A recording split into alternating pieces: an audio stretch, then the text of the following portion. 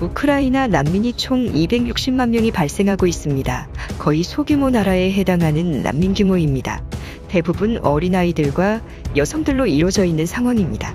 그 때문에 많은 이웃 국가들은 난민들을 두 팔 벌려 환영합니다.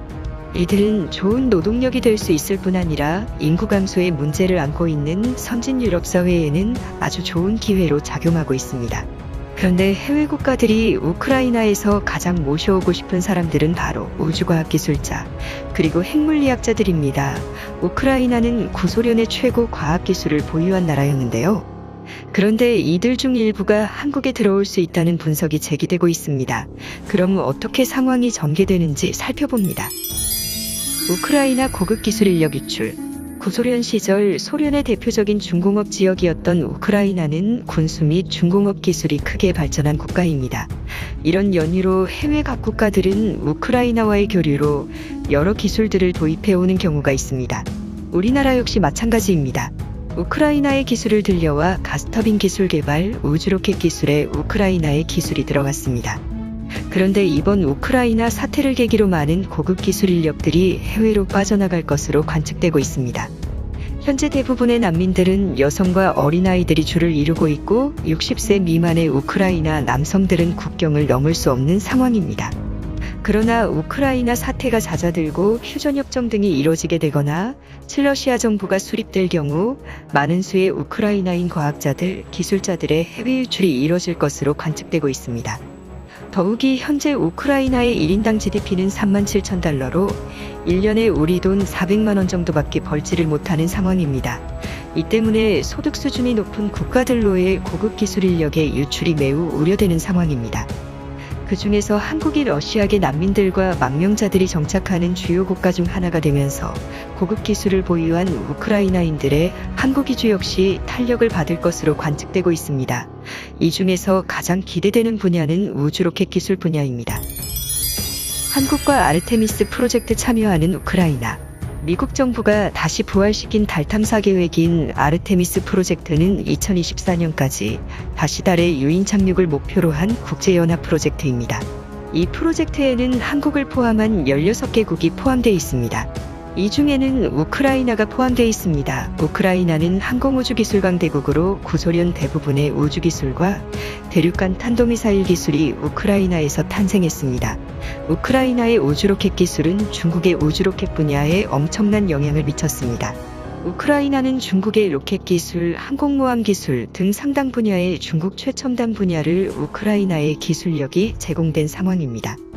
중국은 이러한 기술 이전 대가로 우크라이나에 핵 우산을 제공하기로 할 정도로 우크라이나와 중국 간 우호 협력이 심화됐었으나 최근 러시아의 침공으로 이 우호 관계가 깨져버렸습니다. 현재까지도 우크라이나의 원자력 분야, 우주로켓 분야, 가스터빈 분야 등 구소련의 최첨단 과학기술을 우크라이나에서 많이 확보하고 있는 상황입니다. 이들이 한국에 정착할 가능성이 높아지고 있습니다.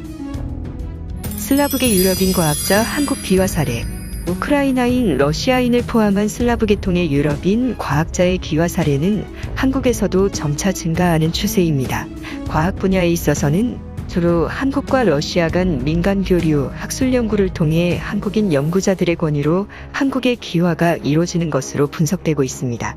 러시아에서 한국으로 귀화한 슬라브계 유럽인들 중에는 현재 3D 영상기술 분야의 과학자가 있으며 주로 대기업들과 협력 중입니다. 이들은 한국의 응용과학 연구 환경을 극찬하며 삼성, LG 같은 글로벌 대기업들 덕분에 한국의 연구 환경은 최상으로 평가하며 무엇보다 러시아의 경제 붕괴와 자유롭지 못한 사회적 분위기로 한국으로 유입되는 것으로 분석되고 있습니다. 한국으로 유입되는 러시아인 난민 수는 최근 여러 국적자 중 최상위를 기록하고 있습니다. 그동안 중국 정부로부터 박해를 받는 난민들이 가장 많았으나 2020년부터는 러시아인 난민 신청 숫자가 사상 처음으로 1위를 기록하고 있습니다. 2020년 기준 러시아인 난민 숫자는 2,829명이며 러시아권 국가인 카자흐스탄 난민 숫자도 크게 증가해서 2,236명을 기록하면서 2,000명이 난민 신청을 한 중국인을 크게 앞지르고 있는 상황입니다. 러시아 난민 숫자는 2019년부터 크게 폭증하기 시작했고 관계자들은 러시아인 난민 폭증의 상황을 양국 간 비자 면제 협정의 영향으로 분석하고 있는 상황입니다. 비행기 티켓과 난민이나 망명 사유가 될 만한 이유만 있다면 한국으로 오는 것입니다.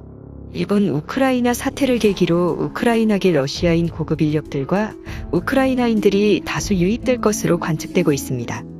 현재 러시아와 사직면제 협정을 체결한 나라 중에 고급 기술 인력들이 커리어를 쌓을 수 있는 선진국 중에서는 한국과 이스라엘 정도밖에 없는 상황입니다.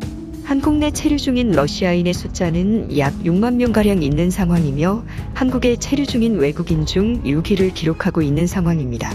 한국의 가장 슬라브계 인구가 많은 지역 중에는 서울 동대문 일대와 부산역 인근의 하나의 도시 규모에 해당하는 러시아인 타운이 있는 상황입니다. 이곳은 러시아인뿐 아니라 슬라브계 유럽인들이 대거 거주하고 있는데요. 주목할 만한 점은 이 지역에는 한 도시 규모의 러시아인들을 위한 서비스 업종들이 있다는 것입니다. 변호사, 의사, 보안관, 이발사, 미용사 등 슬라브계 유럽인 이주민들이 하나의 도시를 이루며 살고 있고 러시아인, 우크라이나인들이 살기에 비교적 편한 생활편의 인프라를 갖추고 있다는 평가가 나오고 있습니다. 특히 부산 지역에서는 러시아인들의 유입이 많아 한러 혼혈들이 많이 탄생하고 있고 새로운 문화를 만들어내 논기를 끌고 있습니다.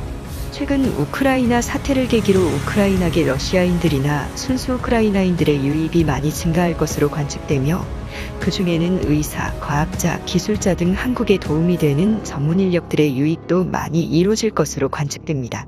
특히 부산광역시는 최근 수도권 지역으로의 인구 유출로 인해서 구도심 지역의 빈집들이 증가하고 도시의 활력이 떨어지는 상황이었습니다.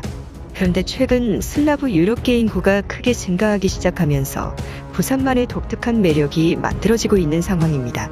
때문에 부산이던 서울이던 한국 내에서 유럽계 고급 기술을 보유한 이민자들이 잘 정착할 수 있도록 슬라브계 유럽 주민들의 난민 신청을 적극 받아들이고 또 정착을 잘하여 한국에 녹아들 수 있도록 해야 한다는 의견이 나옵니다. 핵개발 시동거는 한국과 우크라이나계 과학자. 가장 기대되는 것은 우주기술 분야 인력의 유입입니다. 미국 다트머스 대학교의 제니퍼 린드, 데릴 프레스 교수는 각각 한국의 핵무기를 보유할 경우 미국이 적극 지지해야 한다는 기고문을 워싱턴 포스트에 공동 기고했습니다. 그중 중요한 부분은 핵무기를 싣고 타격할 수 있는 미사일의 개발이 필수적입니다. 특히 우주 밖으로 내보내는 로켓 기술은 매우 중요합니다. 지구 궤도 밖에 위치한 핵탄두는 쉽게 제거하기 어렵기 때문입니다. 그런데 최근 한국형 우주로켓 기술 개발 계획인 KSLV 계획에 우크라이나의 기술 협력이 이뤄질 뿐 아니라 최근 미국 정부가 추진하는 아르테미스 달 탐사 계획에서 한국과 우크라이나가 공동으로 들어가면서 한국-우크라이나 간 우주개발 협력이 가시화되던 참이었습니다. 때문에 이번 우크라이나 사태를 계기로 우크라이나인 우주로켓 기술 개발자들의 망명을 한국에서 돕게 된다면 한국 우주로켓 기술 개발에 큰 변화가 있을 것으로 관측됩니다. 국토전략TV 오늘은 이것으로 마칩니다. 시청해주셔서 감사합니다.